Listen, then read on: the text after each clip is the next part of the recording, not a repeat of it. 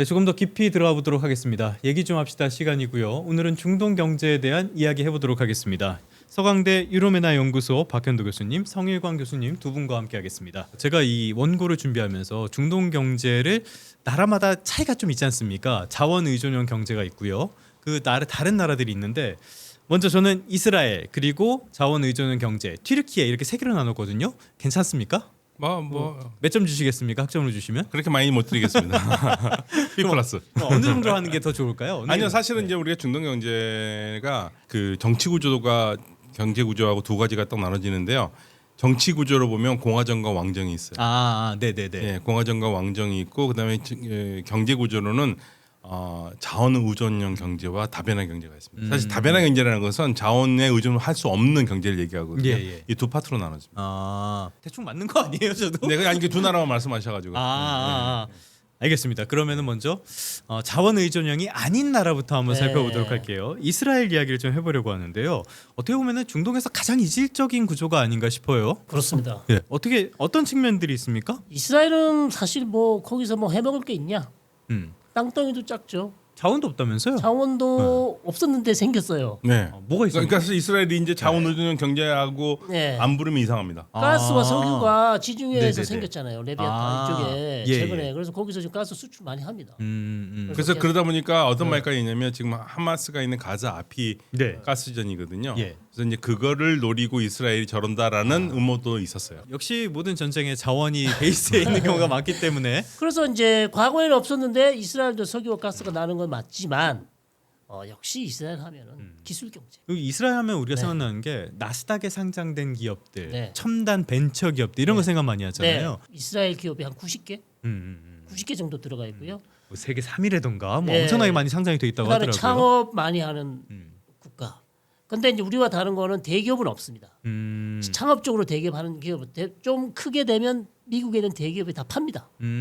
계속 키우지는 않아요. 네네네. 그래서 그런 조금 우리와는 조금 다른 구조인데 어쨌든 이스라엘이 모든 과학 기술 분야에 있어서 이렇게 뛰어난 기술을 가지게 된 이유가 있죠. 비결. 네. 소련이 망하고 나서 소련의 그 유명한 뛰어난 유대인들이 전부 다 이스라엘로 왁 다 밀려들어오게 됩니다. 뭐 그때만 해도 소련 네. 하면은 과학기술의 선두주자 중에 그렇죠. 하나였으니까. 그래서 네. 엄청난 유대인들이 소련이 망하고 나서 이스라엘로 다 이주 이민을 옵니다. 자, 이 사람들이 원래 이스라엘 과학 기술 개발하는데 초석을 다졌다. 네. 소련의 유대인 예. 과학자들. 근데 당시에 소련이 앞서가는 기술하면은 뭐 달탄사라든지 전쟁 기술이라든지 이런 네. 것들 생각나잖아요. 그거 말고도 소련이 예. 무기 같은 것도 잘 만들지 않았겠어요? 네, 그런 기술들, 그런 것들 들어왔죠. 그 전까지만 해도 이스라엘이 그렇게 과학 기술이 그렇게 뛰어나지 않았었는데 이 소련에서 과학 기술을 잘 배운 사람들이 들어와서 일종의 이스라엘 내 하나의 과학 기술 혁명을 일으켰다고 할 수 있을까요? 예. 자, 그러면서 이스라엘이 급속히 90년대 이후부터 무기, 그다음에 창업, 뭐 여러 분야에 있어서 두각을 나타내면서 사실상 이스라엘이 기술 강국이 됐지 않았냐. 그렇게 이제 설명드릴 수 있겠죠. 근데 방금 성 교수님도 말씀해 주셨지만은 이스라엘이 이런 기업들을 대기업까지 이렇게 육성하지 않고 다 기술을 팔고 빠져나간다 이렇게 이야기를 하잖아요. 네. 여기에서도 많은 한계점들이 보이는 것 같아요. 예를 들어서 이렇게 하게 되면은 이스라엘 내에서 고용이 창출이 안 된다든지 부가가치가 더 안정적으로 늘지 않는다든지 여러 문제가 생길 것 같은데 실제로는 어떻습니까? 사실 그게 이제 이스라엘의 장점에서 단점인데 벤처기업이 굉장히 많죠. 네네. 그리고 벤처기업이 굉장히 많고 누구나 다들 벤처기업을 해서 최종 목표가요. 이스라엘 내에서 이거를 생산해서 멋진 걸 만들어 보겠다는 게 아니라 전부 다 미국의 나스닥 상장이에요. 팔고 나는 부자가 되겠다. 네, 네. 나스닥으로 가는 게 목적이고 왜냐하면 이스라엘이 생산 능력이 없어요. 그러니까 저희가 사실은 성 교수랑 저랑 그 프로젝트를 한번 한 적이 있거든요. 네. 이스라엘과 우리가 뭘 협력할 수 있을 것인가를 한번 해봤는데 결론은 이제 뭐가 나오냐면 이스라엘 사람들은 한국의 생산력을 대단히 높게 칩니다. 우리가 그러니까 자기네들이 아이디어를 가지고 있잖아요. 네네네네. 아이디어를 가지고 있는 걸 현실화시킬 생산 능력을 자기는 없대요. 우리가 뭐 빨리빨리의 나라 예, 아니겠습니까? 우리는 근데 기가 막히게 자기네들이 원하는 거를 기가 막히게 생산할 수 있는 나라는 대한민국밖에 없다. 그러니까 우리의 생산률과 이스라엘의 기술력이 뭉치면 엄청난 효과를 낸다는 얘기죠. 네네네. 그런데 이스라엘의 기업들이 성공할 수 있는 비결이 하나 있습니다. 어떤 겁니까? 우리가 없는 게 있어요. 네. 이건 저희가 직접 들은 얘기입니다. 네. 한국 기업은 실패를 용납하지 않는데요. 아, 뼈 아프다. 네, 한 번 실패를 한 번 정도는 봐준대요. 네네네. 그런데 2번 가면 우리는 아웃이거든요. 저도 이 프로젝트 실패하면 저도 아웃될 수도 있습니다. 네, 그렇죠. 이스라엘은요 벤처 기업이라는 게 특징이 있잖아요. 네. 99번 100번 실패하잖아요. 그러다가 한 번 터지면 뻥 터지는 거잖아요. 그렇죠. 거기는 뭐 실패가 뭐 기본적으로 깔고 가는 예. 데니까. 그래서 거기에서는 실패를 부끄럽게 생각하지 않는 문화가 있고 네네네. 계속 격려하는 문화가 있는데 아, 그건 좀 부럽다. 우리 기업이 그게 없더라. 네네네. 그거를 얘기를 하더라고요. 그래서 이제 우리 기업도 그걸 알아가지고 예. 예, 지금 여러 기업들이 아마도 이 이스라엘의 그 벤처 기업들을 후원하고 있는 걸로 알고 있습니다. 100개 중에 한 개라도 걸리면 좋으니까 예, 실패도 좋다. 그렇죠. 우리나라 대기업이 R&D를 많이 가지고 있죠 이스라엘에. 그렇죠. 그러면서 그 이스라엘에서 잘 나가는 젊은 신생 기업들을 계속 후원하는 거죠. 지원해주면서 네네네. 나중에 그 기술을 가져올 수도 있고 아니면 아예 그냥 흡수를 할 수도 있고. 그렇죠. 그런 방식으로 지금 우리나라 대기업들이 많이 가 있어요 실제로. 실제로 우리나라 그 CVC라고 하죠. 기업형 그 벤처 캐피탈들 보면은 포트폴리오에 이스라엘 그 스타트업이 한두 개씩은 꼭 들어가 네, 있어요. 있습니다. 요즘 많이 지원을 하는 것 같습니다. 그러니까 사실 재밌는 게 성 교수가 얘기했듯이 소련이 붕괴하면서 기술자들이 갔잖아요. 네. 그러면 왜 소련에서는 그 기술을 못 피웠을까 생각해 보면 역시 자유로운 분위기에서 아, 그렇죠, 그렇죠. 예, 이스라엘은 자유로운 분위기가 돼요.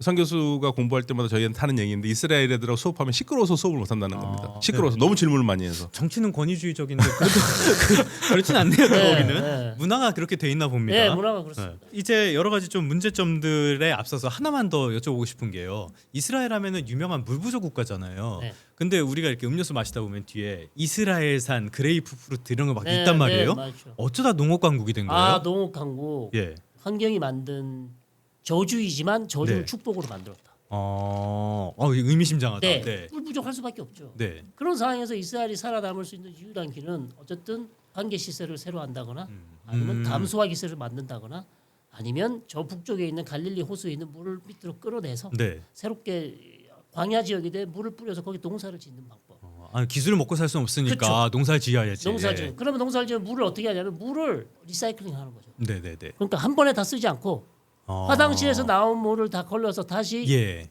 화초에다 물을 줍니다. 그러면 채소를 키운다거나. 네. 자 그런 방식으로 물을 재활용한다거나 그 다음에 담수화한다거나 그 다음 물을 아낄 수 있는 모든 방식의 어떤 기술들이 있어야 상당히 발전돼 있습니다. 자 그러다 보니까 농업 기술이 발달하게 됐죠. 예. 그다음 물을 아끼는 거는 기술 발달했죠. 그리고 이스라엘도 동사 기술이 상당히 발전돼 있어요.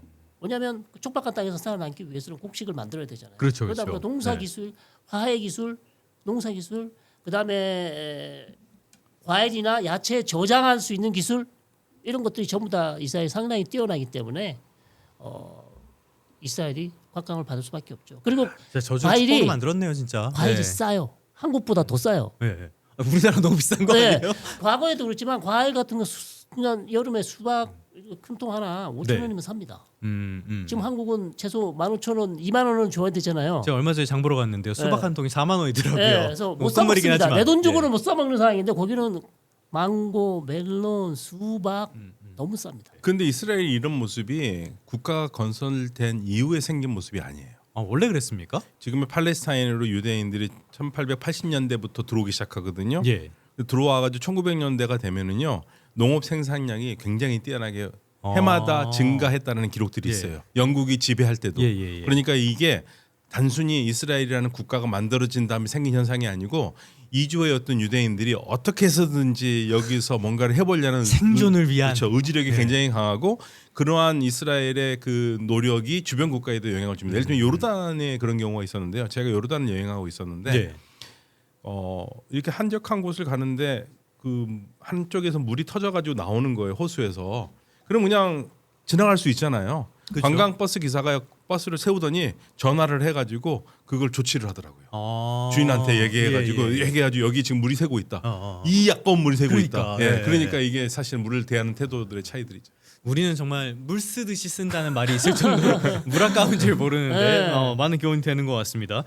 자, 그런데 이제 이스라엘 경제에 대해서 좋은 점을 많이 이야기를 했었는데요. 나쁜 네. 점들도 있는 것 같아요. 국방비가 너무 많이 들어간다라는 지적도 있는 것 같던데요, 내부적으로는. 근데 어쩔 수 없는 부분이 있는 거 아닙니까? 근데 그런 사실 국방비 많이 들어가긴 하지만 또 미국의 원조를 많이 받기 때문에 네네네. 미국이 상당히 원조를 많이 합니다.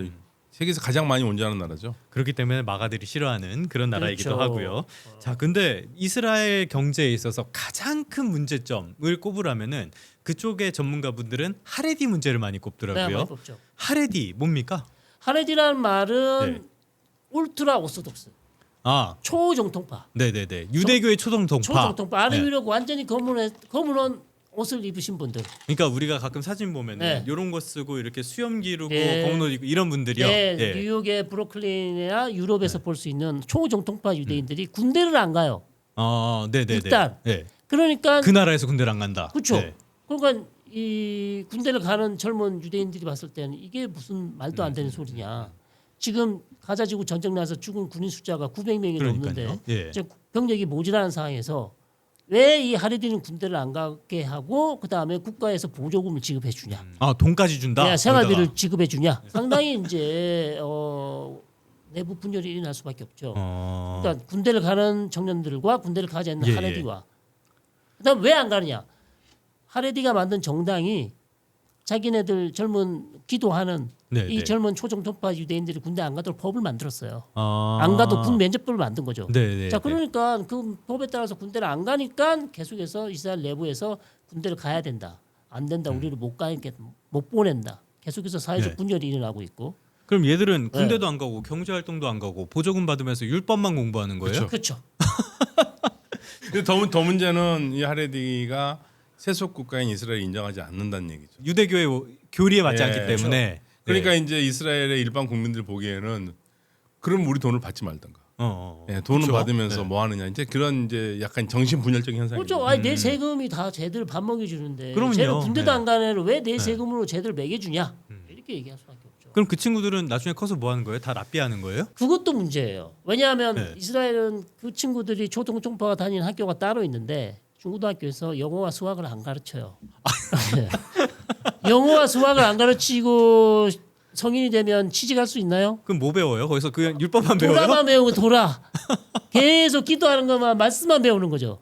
이게 큰 사회적 문제입니다. 지금. 그 얘들이 싫어하는 이슬람 극단주의자들이랑 별로 안 다른 거 비슷한 것 같은데 하는 행동 극단은 자체가 극단끼리 통한다는 말이 있지 맞아요, 않습니까? 맞아요. 예. 네. 이스라엘 국민 중에 네. 하레디라고 말할 수 있는 사람들 비중은 얼마나 됩니까? 15%. 15%. 아우, 10에서 15%밖에 안 저희 근데 이제 굉장히 인구 증가율이 높기 때문에 네. 얼마 안 있어서 3분의 1까지 갈 걸요. 하레디 쪽의 출산율이 높은 거예요? 그쵸, 이스라엘이 그쵸. 전반적으로 출산율이 높다고 전반적이 알려졌잖아요. 높은데 예. 특히 이제 하레디 쪽이 더 높습니다. 왜요? 얘들은 왜요? 그것도 네. 율법이에요? 왜냐하면 피임을 안 하니까. 아, 네.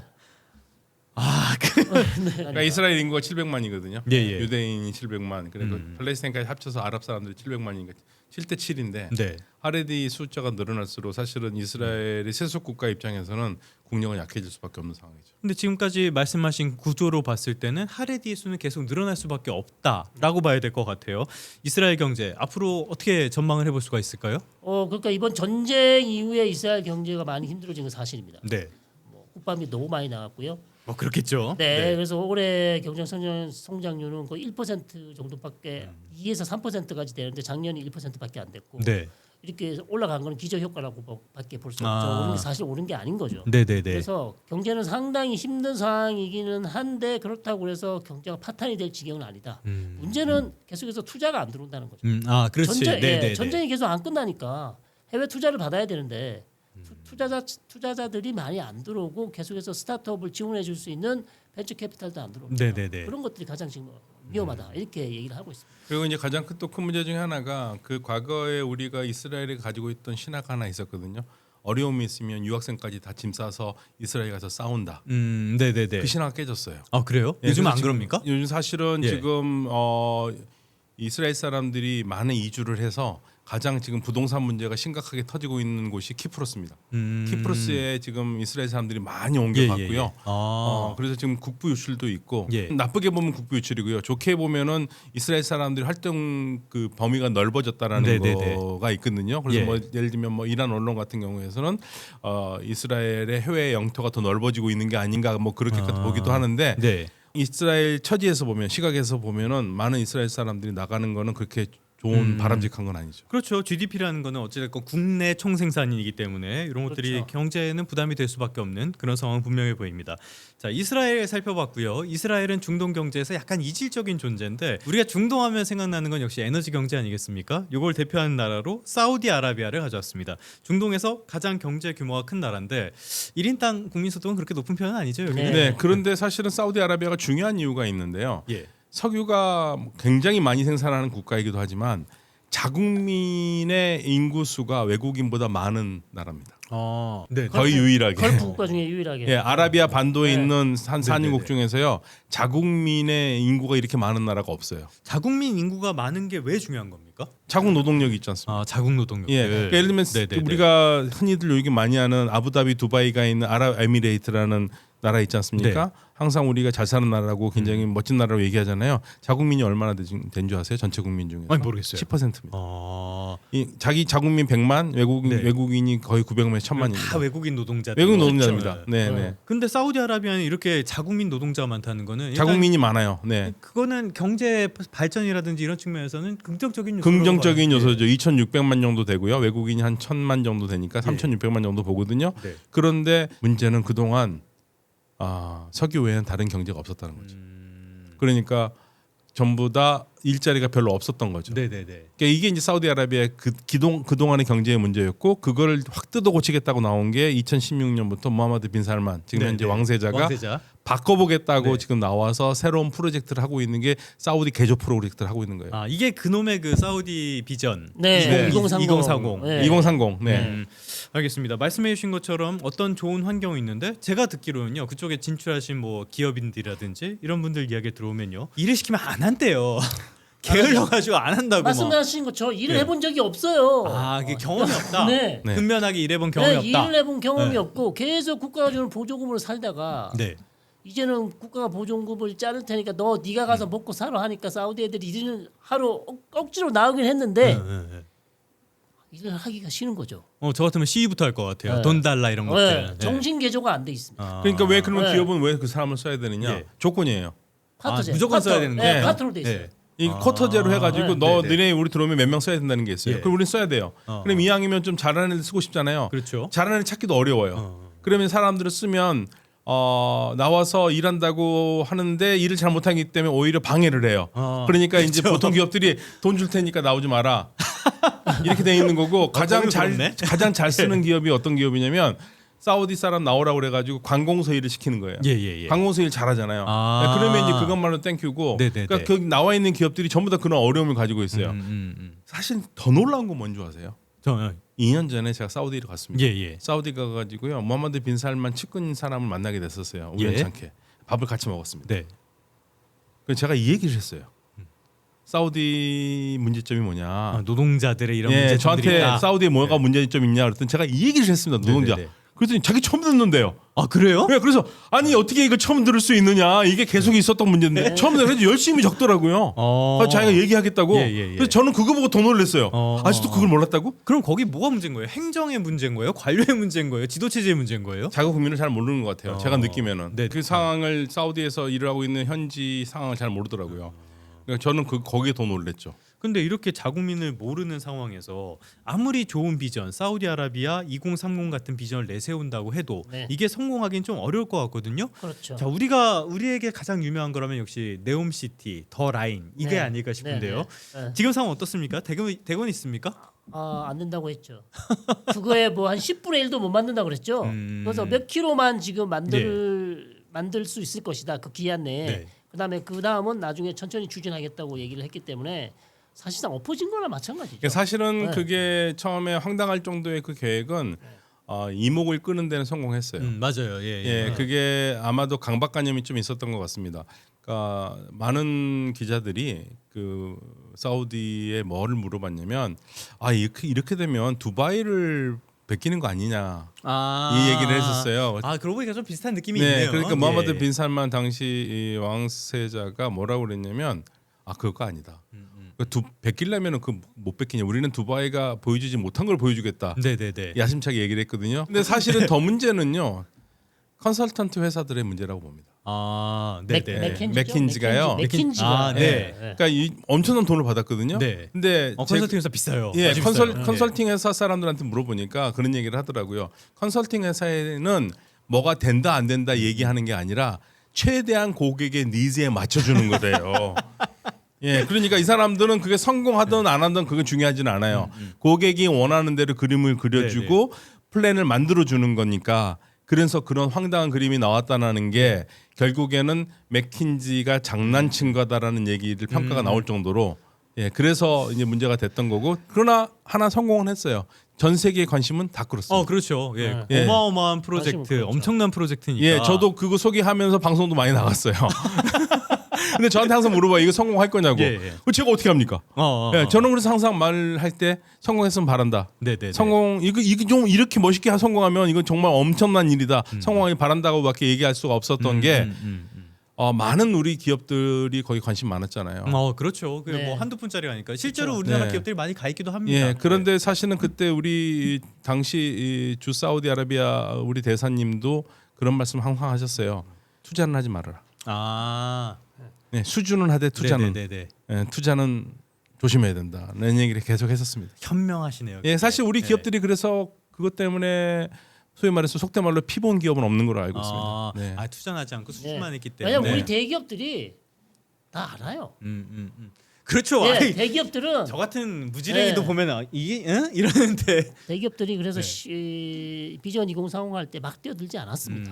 이게 현실성이 없다. 그러니까 현실성 자체의 문제도 있지만은 사우디아라비아에 지금 이걸 할 수 있는 돈이 없다라는 얘기도 하거든요. 네. 근데 사우디아라비아 하면 우리는 어마어마한 돈이 있어서 황금 방석에서 놀고 이런 것들의 이미지가 있는데 실제로 돈이 없습니까? 아까도 말씀드렸지만 균형 재정이 돼야 됩니다. 네. 유가 균형 유가가 최소 90불에서 100불은 돼야 되는데 지금 1년째 뭐 60에서 80불 사이를 사이. 왔다 네. 갔다 하고 있기 때문에 음.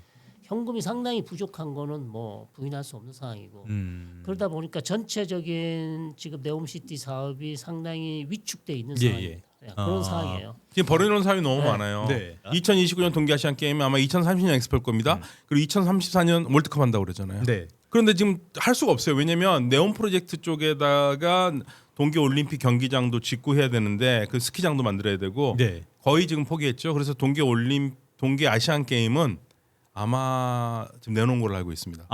반납한 거예요. 그러면 예. 포기. 왜냐하면 예. 그 아시안 게임 동계 아시안 게임을 열 수 있는 나라가 눈이 오는 나라가 별로 안 돼요. 한국, 일본, 중국 정도가 그렇죠, 가장 그렇죠. 안전하거든요. 예. 이 나라들이 안 해주면 하기 어려운 상황이죠. 그래서 사우디아라비아는 동계 아시안 게임 하기는 어려울 거고 네네네. 엑스포는 어떻게 해서든지 하되 아마 네옴 쪽이 아니라 리야드 쪽에서 할 것 같고요. 월드컵에 사활을 걸 것 같아요. 월드컵이야 뭐 어떻게 할 수 네. 있겠죠. 네, 예. 월드컵이 가장 가장 만만한 프로젝트네요. 예. 축구장을 많이 만들어야 되잖아요. 예, 근데 축구장도요. 네. 범상치가 않습니다. 축구장 설계를 보니까 범상치가 않아요. 축구 경기가 아니더라도 한번 가서 보고 싶은 경기장 정도로 이렇게 설계를 했어요. 지금 설계만 있는 거죠. 네, 만들고 설계. 있습니까? 지금은 아직 안 뜰걸요, 삽을. 일단은 삽을 뜨고 나서 만들어질 것 같으면은 한번 검토해 보는 걸로 하도록 네, 하겠습니다. 네. 자, 여러 가지 말씀을 해주셨는데요. 사우디아라비아가 그러다 보니까 이제 석유를 그냥 캐서 팔지 않고 이거를 가공을 해서 에틸렌을 만든다 여러 네. 가지를 시도를 한다고 하잖아요. 네. 엄청나게 싸게 팔겠다고 하는데 요거 현실 가능성은 어떻게 보세요? 우리 한국 기업도 되게 좀 심각하게 보고 있죠. 네, 사실은 석유화. 지금 우리 네. 석화가 거의 고사 상태이기 때문에 네. 예, 굉장히 걱정 많이 하고 있어요. 굉장히 걱정 많이 하는 걸로 제가 봤을 때는 뭐 걸프 국가들도 더 이상 이제 그냥 원유만 생산해서 돈이 안 된다고 판단했고 그다음에 예. 석유 화학에도 이제 뛰어들겠다고 했기 때문에 저는 상당히 뭐 부정적으로 보지 않습니다. 위협적인 존재가 될 수 네, 있다. 위협적인 존재가 될 것이다 그렇게 네. 생각이 들고 왜냐하면 요즘에 두바이나 UAE 가보시면 그 사람들이 추구하는 것은 무조건 최신이거든요. 가장 발전된 것. 네네네. 그 사람들이 지금 원하는 비전 자체가 그래요. 그렇기 때문에 석유화학도 상당히 후발주자지만 잘할 가능성이 높다 이렇게 보고. 사실은 올 것이 온 거죠. 왜냐하면 석유를 그렇게 많이 생산하는 국가가 석유화학에 신경 안 썼거든요. 안 하고 있었다는 게 더 신기하긴 그렇죠. 해요. 예. 그러니까 제가 항상 뭐 농담 겸 진담하는 얘기가 예전에 일찍 뛰어들었었더라면 어떻게 됐겠습니까? 지금 다이소에서 바가지 1,000원에 팔 거 거기서 100원이면 살 거예요. 그렇네요. 15원. 네네네. 원가 차이가 어마어마하잖아요. 근데 이제 우리가 떠난 산업들을 떠난 석유 화합을 천천히 따라오기 시작하더니 이제는 본격적으로 따라오기 시작하는 거거든요. 그거는 우리가 감당해야 될 예. 부분일 수밖에 없어요. 오늘도 그런 생각을 해봤는데 우리가 일본이 우리를 굉장히 우습게 봤잖아요. 그렇죠. 예. 저희가 학교 다닐 때만 해도 80년대 학교 다닐 때만 해도 저는 일본을 능가 못했다고 생각했거든요. 그때만 해도 격차가 어마어마했으니까. 어마어마했죠. 예. 근데 지금 일본이 우리한테 우리가 일본 거 다 따라잡고 우리가 다 이겼잖아요. 네네네. 근데 이제 반대로 우리가 계속 갈 줄 알았더니 우리가 가르쳐주기 시작했던 중국이 이제 우리를 거의 다 그렇죠. 네. 그렇죠. 네, 그 상황인 겁니다. 석유화학 산업도 결국 거기다가 그렇게 될 수밖에 없을 것 같아요. 중동까지. 네. 네. 옛날에 갑자기 생각나는 게 아시아의 네 마리의 용 이런 말들 했었잖아요. 네. 그 다음에 정말 어마어마하게 거대한 용이 나타나면서 이 말이 쑥 들어가 버렸는데 또 중동이라는 또 다른 위협도 우리에게 네. 다가오는 것 같습니다. 튀르키예 한번 살펴보려고 하는데요. 네. 튀르키예 하면은 정치 구조부터 한번 이야기를 해봐야 될 것 같아요. 여기 지금 권위주의 국가가 된 거죠? 예, 튀르키예는 원래는 내각 책임제였습니다. 예. 내각 책임제 국가 이스라엘처럼요. 그 선거로 의원을 뽑고 의원 다수당이 다수당에서 다수당 예, 총재가 총리가 되는. 음. 예, 그리고 대통령은 상징적인 존재였는데 지금은 에르도안 대통령이 제일 유명하잖아요. 네. 그러니까 에르도안 대통령이 그걸 바꾼 겁니다. 아. 대통령제로 바꿔버린 거예요. 아 이젠 대통령제를 아예 개헌이라고 예. 해야 될까요? 정부 세제를 바꾼 겁니까? 완전히 바꾼 겁니다. 그래서 예, 예. 지금 뭐 거의 그 위로는 아무도 없는 최고의 자리를 네. 누리고 있는 거고 에르도안 대통령이 이끌어온 그러면 정치 체제가 안정적이냐 안정적이지 않습니다. 예, 그래서 지금 터키의 가장 네네. 큰 위험이 불안한 정치. 아. 예. 사실은 2000년대 초반만 해도요. 튀르키예는 무슬림 국가 중에서 가장 독보적인 민주주의 국가라고 네. 유럽의 모든 국가들이 칭찬했어요. 그렇죠. 그때만 해도 이슬람 그 권역 중에서는 네. 가장 네. 세속주의가 강하다. 뭐 이런 얘기들 했었잖아요. 터키처럼만 해라 한 네네네. 말이 있을 정도로. 근데 지금은 그 누구도 그런 말 하지 않습니다. 역시 정치는 중요합니다. 이게 정치가 경제에 영향 뭐 미친다 이런 얘기를 하는데 이게 네. 정말 심각한 문제로 심각한 다가올 수가 문제죠. 있어요. 여기서 또 하나 심각한 문제가 다른 것부터 살펴보긴 해야 될 텐데 물가 이야기를 안 하고 넘어갈 수가 네. 없을 것 같아요. 튀르키예의 물가 수준이 굉장히 높은데 네. 이게 에르도안의 정책 때문이다라는 평가도 있거든요. 왜냐하면 그 외환 정책에서 상당히 실패를 해서 터키화가 어마어마하게 떨어진 적이 있죠. 네. 네, 최근에 선거 전에도 그랬고 네. 선거 후에 그래서 좀 이걸 잡아보려고 뭐 재무장관을 바꾸고 내각 인선을 바꾸고 노력을 했었는데 그게 뭐 하루아침에 잡히기는 어렵겠죠. 자, 그러다 보니까 일단 정치적으로 불안하다 보니까 전체적으로 터키 경제 자체가 상당히 맞아요. 그럴 수밖에 없어요. 네, 네. 상당히 저평가를 받고 있고 거기다가 외환 그다음에 경제 정책을 잘못 쓰는 바람에 터키화가 완전히 폭락을 했고 그걸 잡으려고 노력했지만 지금도 안 잡히고 있는 상황이고. 전혀. 예. 네, 그다음에 뭐 지진도 나고. 아. 네, 그리고 여러 가지 이런 맞아, 것들이 맞아. 겹치면서 터키 경제가 사실 지금도 아마 회복이 좀 어렵지 않을까 이렇게 보는데 또 터키 여행 갔다 오시는 분들은 물가는 또 엄청 올랐다고 합니다. 네. 네, 환율은 그렇지만 또 터키 내부 물가는 상당히 올라서 옛날처럼 뭐 터키 가면 모든 게 싸다 생각하시면 안 된다고. 특히 이스탄불 도시 같은 경우는 물가는 조금 많이 올라서 네. 돈을 많이 써야 된다 이렇게 얘기하더라고요. 자, 터키라는 나라의 경제 구조 자체를 보면요. 여기는 자원 의존형 국가는 아니잖아요. 아니죠. 예전에는 제2의 중국이 될 거다 이런 평가도 나왔던 것 같은데 어떤 경제 구조 가지고 있습니까?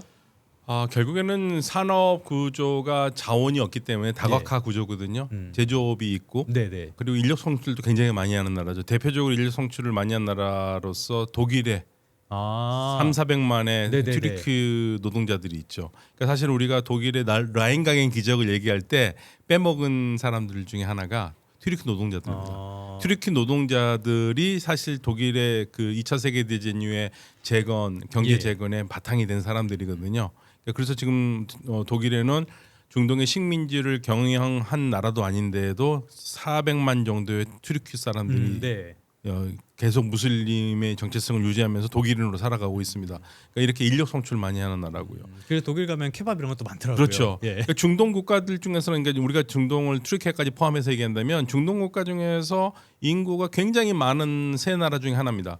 가장 많은 네. 나라는 이집트고요. 예. 그리고 이제 튀르키예와 이란이거든요. 예. 그러니까 이 인구 규모 면에서는 경제 발전할 수 굉장히 잘 돼 있는 나라인데 뚜렷하게 첨단 산업이라든지 이렇게 고부가 가치의 산업 구조가 없어요. 이게 이제 이 나라의 문제죠. 최근에 뭐 이제 드론 만들고 예. 뭐 무기 만들고 예. 그런 건 있지만 아직까지는 기술 능력이 그 예. 선진국 그렇죠. 수준에 따라가지 못합니다. 그럼에도 불구하고 그 튀르키예 경제에서 한 축을 차지하는 기업이 있잖아요. 네네. 코치라는 기업. 여기는 뭐 한답니까? 여기 뭐 진짜 그 튀르키예 삼성이라는 말도 나오고 그러던데요. 그런 네. 느낌이에요. 제가 볼 때 대기업처럼 안 하는 게 없습니다. 네네. 출발점은 아마 미국에서 아마 기업을 출발했는데 미국에 있는 터키 사람들 중에서 아마 이 기업을 창설해서 이렇게 넘어온 것 같은데 뭐 터키에서 가장 대표적인 기업으로 알려져 있고 생산부터 해서 다양한 뭐 일단 뭐 제약도 하는 것 같아요. 그래서 항생제 제약 산업도 하고 있고. 별거 다 하는구나. 네, 진짜. 그래서 다양한 네. 사업들을 하고 있는 기업인데 기본적으로 지금 제 생각은 에르도안의 독재 체제가 운영되고 있기 때문에 네네네. 사실 터키 내에서 기업을 제대로 운영하려면 에르도안과 손을 잡지 않으면 기업 운영이 안 될 정도로 상당히 정치적인 입김이 너무 세기 때문에 네네네. 대부분의 기업들이 지금 터키에서 잘 되는 기업들은 대부분 저기 에르도안을 지지하는 기업 말고는 상당히 네. 지금 되게 어렵다. 그런 얘기가 나올 정도로 상당히 사실은 이 코치 네. 기업은 튀르키예의 대표적인 기업이거든요. 그렇죠. 예. 1926년부터 시작했으니까 멋진 말을 붙여준다면 튀르키예의 근대화를 이끈 기업이라고 할 수 네네네. 있고 그리고 이 기업이 할 수 있는 게 얼마나 많냐면요. 그냥 우리하고 현대하고 삼성 합친 겁니다. 자동차까지도 만들어요. 네네네. 예, 어마어마하게 많이 하는데 그래서 코치라는 말은 튀르키어로 그 수컷 양을 수컷 양이에요. 네네네. 예, 코치라는 말이 그래서 코치 가문에서 있어 사람 이름입니까? 예, 사람 네. 이름에서 나온 이제 코치 이제 한 건데 근데 이제 우리 성 교수가 말씀하신 것처럼 에르도안의 권위주의 정부가 있기 때문에 이 코치 기업과 에르도안과 관계는 항상 긴장된 관계이면서 어떤 면에서 의존하기도 하고 어떤 면에서는 좀 적대시하기도 하고 예. 그런 관계 속에 있어요 이 기업이요. 그러니까 아무래도 성장 가능성이라는 게 정치의 영향을 받기 때문에 무궁하지는 않죠. 그럼 에르도안에 대한 그 자국 내 불만도 있을 것 같은데 뭐 네. 여기는 뭐 반대 시위 같은 건 없습니까?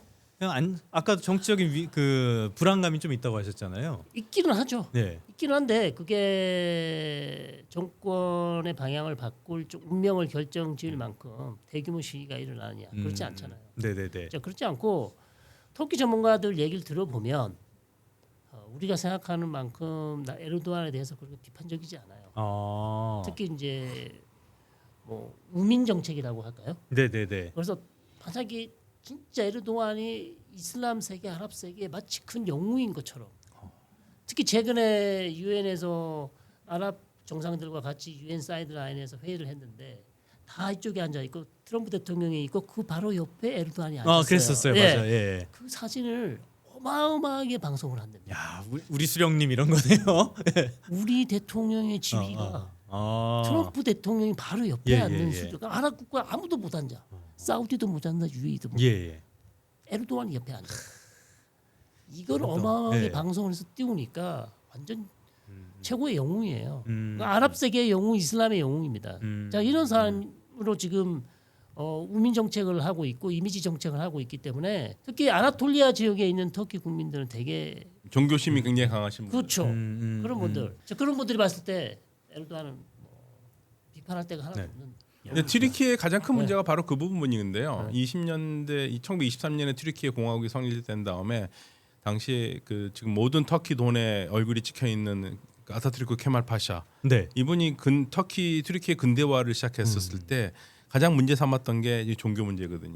예. 이 종교 때문에 나라 발전 못한다고 그래가지고 프랑스식으로 완전하게 세속주의 정책을 차지한 거예요. 네, 네, 종교와 네. 정치를 완전히 분리시켰어요. 네. 그런데 이게 어느 정도 유연하게 했어야 되는 건데 종교를 너무나 박해를 한 거예요. 거기 또 너무 레디컬했구나. 네, 너무 박해를 하니까 전 국민의 90% 이상이 무슬림인데 아니 해도 너무 한다라는 게 그동안 쌓였던 거고 예. 거기에서 이 튀르키예의 그동안의 세속주의 정책에 대해서 피해를 받았던 사람들이 표를 주고 당선시킨 사람이 에르도안 당시 총리입니다. 그러니까 에르도안 총리 때부터 그동안 튀르키예가 막아왔던 예, 종교 예. 얘기를 조금씩 문을 튼 거예요. 오히려 신정 국가가 돼가는 것 같아요. 요즘 보면. 아니 그러니까 그때 신정국가는 아니었는데 네. 그때는 너무나 박해를 받으니까 내가 종교를 있는데도 종교를 제대로 하는 거에 대해서 정부가 이렇게 막 맨날 들겨 팼는데 네네. 그게 너무 반감으로 해서 다시 나온 거고요. 그러니까 결론적으로는 이제 반대의 길로 갔는데 이게 어떻게 생각해 보면 처음에 그 국가의 비전을 세팅을 할 때 종교의 부분을 어느 정도 좀 유화롭게 살려주면서 갔어야 되는 건데 당시에 정부는 생각하기에는 네. 그렇게 했다가 이 나라 절대 네네네. 제대로 갈 수 없다 하고 종교를 때려잡은 거예요. 근데 그 이제 후과가 지금 드러나는 겁니다. 역시 레디컬한 정책에는 과속에는 사고가 그렇죠. 있다는 것처럼 이런 부작용도 분명히 나타나는 것 같습니다. 자, 이제 마무리할 시간이 거의 다 됐는데요. 저희가 이번 경제 관련해서 세 나라를 살펴봤습니다. 네. 이스라엘, 사우디아라비아, 튀르키예. 그 외에도 그 중동에서 우리가 이 나라엔 좀 주목해봤으면 좋겠다 하는 나라 어떤 나라들이 있으신지 이유까지 말씀해 주시면 감사하겠습니다. 저는 아랍에미레이트요. 예. 왜 아랍에미레이트가 왜 중요하냐면 아랍에미레이트가 대단히 몸동작이 빠른 나라입니다. 예. 그래서 국제 정서를 잘 읽고요. 네. 모든 나라와 연결되는 나라를 만들고 싶어하기 때문에 어젠다 세팅을 굉장히 잘해요. 그래서 아랍에미레이트가 어젠다 세팅을 예. 하면 많은 부분에서 사우디가 그 뒤를 따르는 경향이 있어요. 그래서 중동에서 무슨 일이 일어나고 경제적으로 정치적으로 무슨 일이 일어나고 어떻게 변할 것인가 보려면 일단 아부다비를 봐라. 거길 보면 알 수 있다. 예, 아부다비의 움직임을 봐라. 네, 네, 아부다비 네. 움직임이 굉장히 빠릅니다. 알겠습니다. 이쪽에 주목해 보도록 하겠고요. 성 교수님도 이란을 예. 주목해야죠. 이란 지금 네. 제재를 받고 있는 이란. 네, 예. 그러니까 어쨌든 지금 이란 문제가 아직 해결되지 않고 있고 미국과 이란 간의 해협상이 안 된다면 앞으로 이란의 그다음에 미국의 미래는 어떻게 될 것인가 그리고 중동의 정세는 어떻게 될 것인가 예. 결국 이란 문제가 해결되지 않으면 중동이 안정화되기 어렵다. 그리고 빨리 저희들이 이 문제를 가지고 또 집중을 해야 앞으로 무슨 일이 벌어질지 모르기 때문에 준비를 해야 됩니다. 그러니까 알겠습니다. 오늘은 여러 나라를 돌아다니면서 중동에 대한 경제까지 살펴봤습니다. 딱 한마디만 예. 더 할게요. 얼마든지 예. 하십시오. 예. 성일관 교수가 말씀드린 이란에 대해서는 우리가 한 가지만 생각하시면 됩니다. 이란이 만약에 경제가 정상화가 되잖아요. 그러면 우리는 한 세대가 이란과 사업할 수 있는 거리가 생깁니다. 한 무슨 세대. 말이죠? 예. 우리가 30년 예. 동안 이란에서 사업을 할 수 있는 많은 일들이 이란에서는 있기 때문에 그거는 지금 제재가 풀어지고 나면 잠재력이 그만큼 많다는 뜻인 그렇죠. 건가요? 네. 예, 그래서 우리한테는 이란 시장이 굉장히 중요한 시장입니다. 이란에 왜 이렇게 잠재력이 많습니까? 인구가 많은 겁니까? 인구 인구가 많죠. 많죠. 땅 그리고 크죠. 자원 많죠. 우리가 못 팔 게 없답니다. 그것도 예. 슬리퍼부터 비행기까지 못 팔 게 없어요. 굉장히 많은 기회의 땅이 네. 또 하나 이란에서 나오지 않을까라는 이야기를 해보면서 오늘 마무리하도록 하겠습니다. 오늘 두 분 말씀 고맙습니다. 네, 감사합니다. 아.